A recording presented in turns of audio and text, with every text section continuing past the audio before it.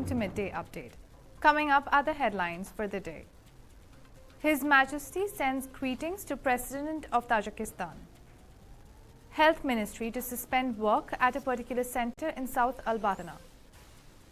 Agriculture Ministry says people can benefit from mud deposits in dams. Senate confirms Donald Blum as next US ambassador to Pakistan. Cambodia launches zero snaring campaign to protect animals. After backlash, Russian owner Abramovich confirms he will sell Chelsea Football Club. Beijing 2022 Paralympics boosts winter parasports in China. Those were the headlines. We'll take a short commercial break and we'll be back with the COVID-19 updates and the local stories for the day. Stay tuned.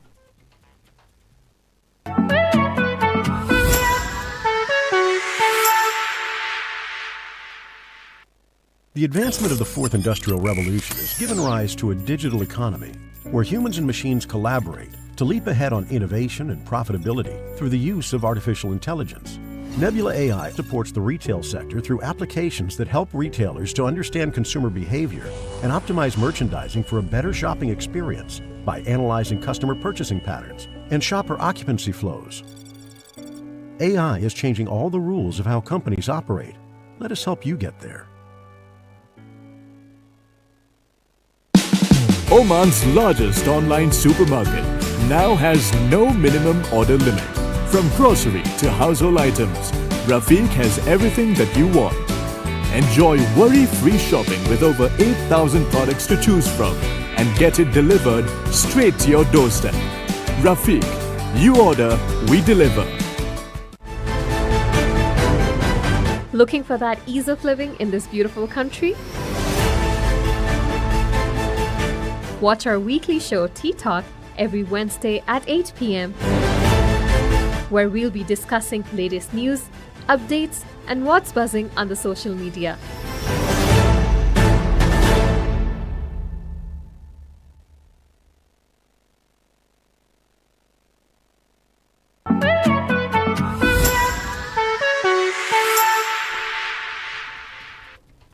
Welcome back now for the COVID-19 updates. 2 new COVID-19 related deaths have been registered in the Sultanate, taking the total death toll because of COVID-19 to 4,248.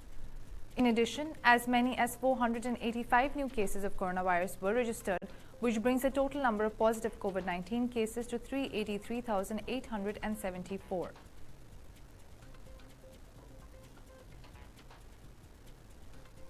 Now for the local stories.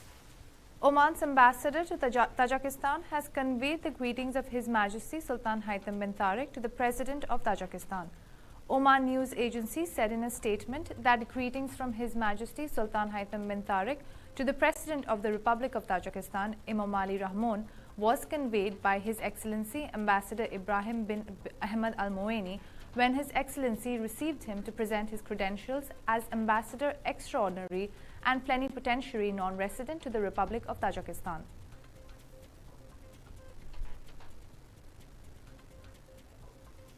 The Ministry of Health has announced the temporary suspension of health services at Al Naseem Health Center in South Al Batinah Governorate from March 5, 2022 for maintenance work. The Directorate General said the following in a statement. Due to maintenance work at Al Naseem Health Center, the Directorate General of Health Services in South Al Batinah Governorate would like to draw your attention that the service will be closed in the health center on Saturday, March 5, 2022 for 1 day. Patients are advised to go to Barka Health Complex to receive the necessary services. The Ministry of Agriculture, Fisheries and Water Resources has urged individuals, institutions and companies wishing to benefit from mud deposits and dams to submit an application through Sanad service centers. The Ministry of Agriculture, Fisheries and Water Resources announces to individuals, institutions and companies the possibility of benefiting from mud deposits in dams in all governorates of the Sultanate of Oman, the ministry said in a statement. Mud deposits are of the finest types of soil as they contain organic elements such as nitrogen, phosphate and potassium, which can be used in farms and agricultural surfaces in all its forms. Those wishing to benefit from this service can apply through Sanad service centers.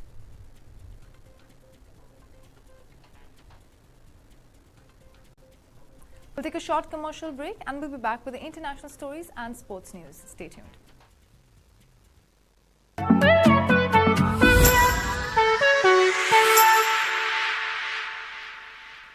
The advancement of the fourth industrial revolution has given rise to a digital economy where humans and machines collaborate to leap ahead on innovation and profitability through the use of artificial intelligence.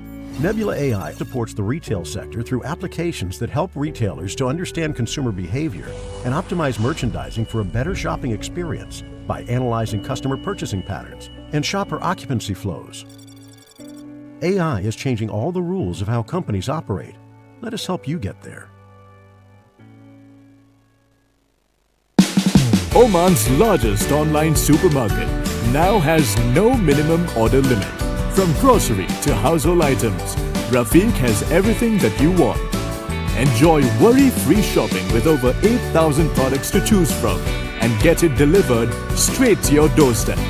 Rafiq, you order, we deliver. Looking for that ease of living in this beautiful country? Watch our weekly show Tea Talk every Wednesday at 8 p.m.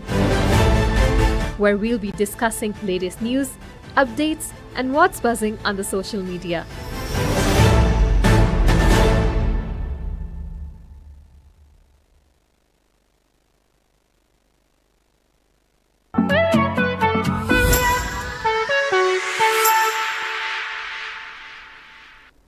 Welcome back to Midday Update. Coming up at the international stories. The U.S. Senate has confirmed the appointment of Donald Blum as the next U.S. ambassador to Pakistan. Partnership with Pakistan is key to progress on regional security, trade and investment, the climate crisis and human rights, said the U.S. State Department following the confirmation. Blum, who is currently the U.S. ambassador to Tunisia, has served U.S. diplomatic missions in Kabul, Jerusalem, Cairo, Baghdad and Kuwait.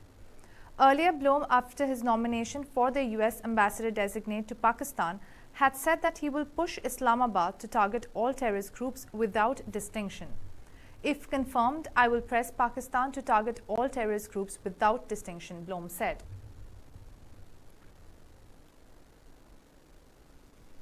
Cambodia's Ministry of Environment and partner groups on Thursday launched a zero snaring campaign in protected areas to protect animals from being trapped and killed, officials said. The ministry's Secretary of State and spokesman Ned Fiactra said the 6-month campaign will be conducted in protected areas in provinces situated on the eastern side of the Mekong River. The partner organizations in the campaign included the World Wildlife Fund, the Wildlife Conservation Society, BirdLife International and Conservation International, he said. The campaign is launched on the day that the world celebrates the World Wildlife Day, and it is aimed at raising awareness about the impact of snares on wildlife and human, enforcing the law, encouraging people to love wild animals and biodiversity, and eliminating poaching, trapping, and trafficking wild animals, he said. The spokesman said snares are the most dangerous device to kill wild animals and that some 61,611 snares have been removed from protected areas in 2021, an increase of 42% from 43,270 in 2020.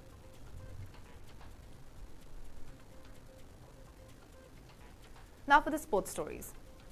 Chelsea Football Club's Russian owner Roman Abramovich has confirmed he will sell the club after spending 19 years in charge of the club.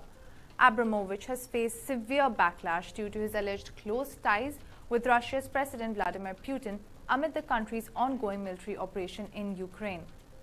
I would like to address the speculation in the media over the past few days in relation to my ownership of Chelsea Football Club. As I have stated before, I have always taken decisions with the club's best interest at heart. In the current situation, I have therefore taken the decision to sell the club as I believe this is in the best interest of the club, the fans, the employees, as well as the club's sponsors and partners, said Abramovich in an official statement on the Chelsea's website.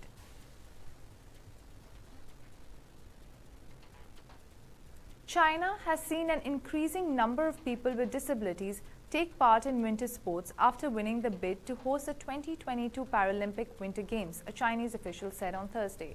Despite a late start, the country's winter sports for people with disabilities have quickly caught up, With the Winter Paralympics bringing about major opportunities, Wang Meimei, Vice President of the Executive Board of the China Disabled Persons Federation, said at a press conference on the newly released white paper titled China Parasports: Progress and the Protection of Rights. From 2015 to 2021, the number of Winter Paralympic athletics grew from fewer than 50 to nearly 1,000, Wang noted. Efforts have also been made in developing ice and snow sports for disabled people, including organizing winter sports season for people with disabilities for 6 consecutive years and compiling a handbook to help such people take part in winter sports. The white paper, the first ever on parasports in China, was published on Thursday.